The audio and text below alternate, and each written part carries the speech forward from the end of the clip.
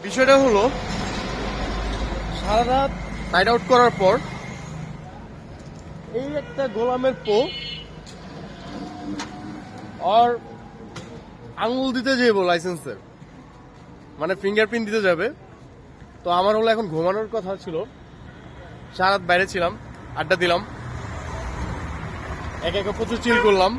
শেষমেশ এসে বাসায় ঢুকবো, এই সময় মনে পড়ে গেলো আজকে তার হলো আঙুল দেওয়ার দিন। তো আজকে উনি আঙুল দিবে লাইসেন্সের জন্য। তো ঘুম হারাম করে দিল, ঘুম শেষ। এই ঠান্ডার ভিতরে সারা ছিলাম বাইরে, এখনো বাইরে, কটা পর্যন্ত থাকতে হবে বাইরে এটাও জানি না, আল্লাহই জানে। তো এই গোলামের পো 1 ঘন্টা আগে ঘুম থেকে উঠছে দেখা অনেকগুলো কথা বলছে। জানেন সকালে 1 ঘন্টা ঘুম সারা রাতে সমান। তো ভাই আমার তো ঘুমানো প্রয়োজন, তাই না? আপনি ঘুমাবেন, আমি বাসা যাওয়ার পরে। এই হলো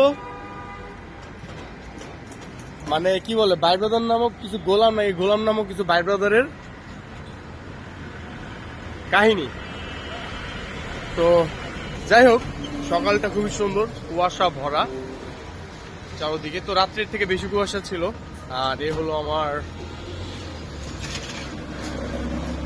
পাগলাটা।